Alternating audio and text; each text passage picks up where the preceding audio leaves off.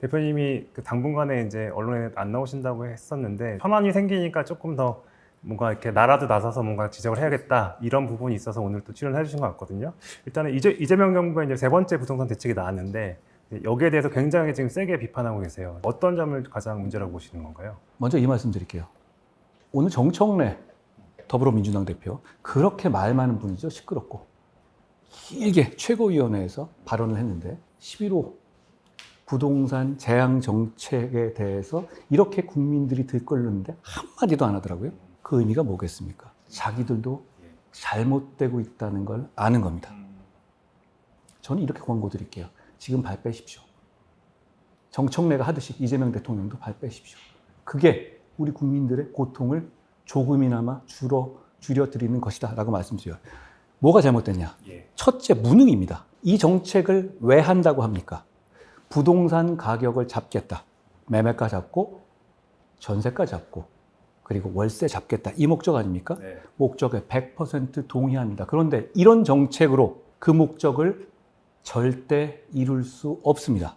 이런 정책은 오히려 반대 방향으로, 그러니까 집값이 올라가고 전세값이 올라가고 그리고 전세값이 오르면서 전세는 품귀되고 결국 월세까지 오르는 악순환으로 이어질 겁니다. 이건 부동산 정책의 실패라기보다 전 국민의 상대로 한 주거 재앙을 초래하는 겁니다. 설마 일부러 국민들 엿먹이려고 이러지는 않을 거 아닙니까? 그리고 이 문제를 문재인 정부 때 이미 실험해서 된통 실패해서 본인이 알고 있지 않습니까? 그렇죠. 저는 이 무능이 너무너무 국민들을 고통스럽게 할 것이기 때문에 비판하는 겁니다. 두 번째로는 사다리 걷어차기식 분노를 유발하고 있다는 겁니다. 민주당은 이런 입장이에요. 민주당 의원들 지금 얘기하고 저랑 맞서고 이런 사람들 보면 다 토어제 내에 집 있잖아요? 그렇죠. 그걸 비판하는 게 아니에요. 집 사는 거 비판하는 게 아닌데 비판하는 지점은 우리는 이미 다 샀다. 앞으로 너희들은 못 사게 할 거야. 이거거든요. 그래 놓고 이렇게 얘기합니다. 지금 이러는 건 우리 모두를 위한 거야. 그게 왜 우리 모두를 위한 겁니까? 지들은 다 사놓고. 국민들이 제일 싫어하는 거죠. 가르치듯이.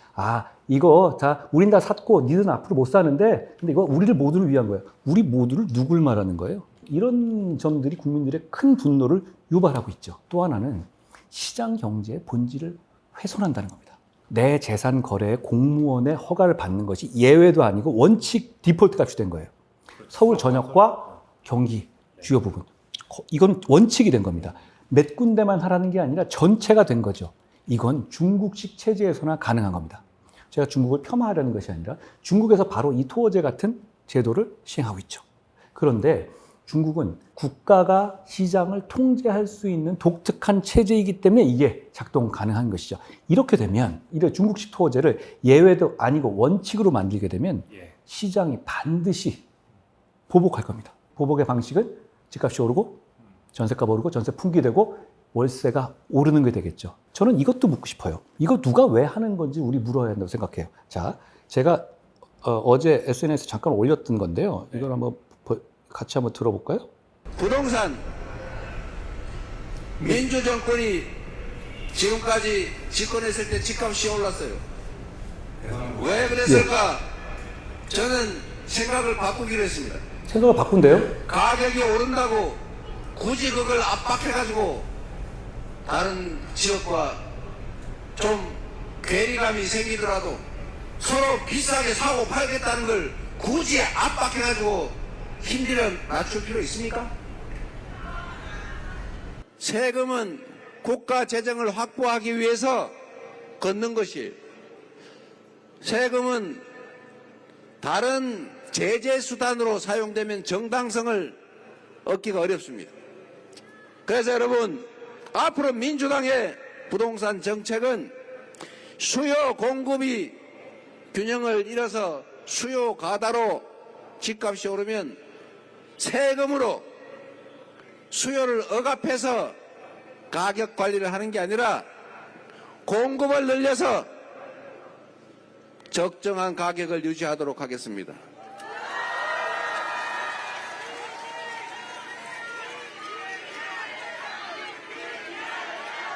그리고 나는 A 지역에 있는 아파트라면 평당 100억이라도 주고 사겠다는 사람이 굳이 있으면 그거 사지 마라. 그럴 필요 없이 그 가격에 맞게 세금을 더 받으면 되는 거 아니겠습니까? 앞으로 안정적인 부동산 정책으로 시장을 존중하고 굳이 무리해서 누르면 누를수록 더 많이 오르는 이런 이상한 현상을 더 이상 유발하지 않도록 하겠습니다.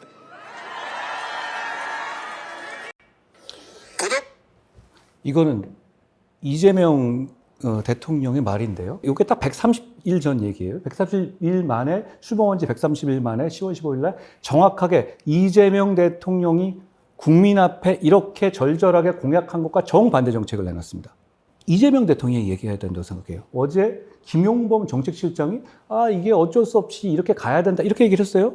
근데 문제는 자 이재명 대통령이 공약했던 것을 이렇게 정반대 180도로 바꾸는 이유에 대해서는 전혀 설명이 없습니다. 이거 이재명 대통령이 설명해야 합니다. 국민 모두에게 영향을 미치는 거잖아요. 이거 그냥 김현지가 써준 거다 이럴 거예요? 저는 이런 면도 있다고 생각해요. 국민들이 이재명이라는 정치인의 거짓말에 너무 관대합니다. 너무 자주 거짓말을 하니까 그러려니 하는 것 같은데 그런데 이제 대통령이 되지 않았습니까? 그럼 대통령이 된 상태에서는 절대 그래서는 안 되는 겁니다. 이 중요한 핵심 정책을 아무런 설명 없이 이렇게 정반대로 바꾼 이유를 설명해야 돼요. 정반대 아닙니까? 수요 억제하고 돈을 오르든 누르지 않겠다. 그리고 이 말 중요한 말을 해요. 이재명 대통령. 그런 식으로 해서 오히려 반대로 집값이 올랐다고요. 결과적으로 보면 이재명 대통령의 말에 따르면 이 11호 부동산 정책 때문에 오히려 집값이 오를 것이라는 걸 본인도 알고 있어요. 지금 어쨌든 정부에서 지금 이번에 대책 발표한 이유가 집값을 떨어뜨리겠다는 거잖아요. 근데 이재명 씨, 그러니까 대통령 후보 이재명 후보는 정반대 얘기를 하고 있잖아요. 그렇죠. 예, 그렇긴 한데 경과를 좀 지켜봐야지 이제 이게 효과가 없었는지를 좀 봐야 되는 게 아닌가. 국민이 실험 대상입니까? 실험해봤잖아요. 문재인 정권 때 실험해보지 않았습니까? 그 실험해보니 안 되겠다. 그러니까 나는 생각을 바꿨다. 이재명 대통령 말 아닌가요? 그럼 왜 또 실험하죠? 그럼 우리가 실험 대상입니까?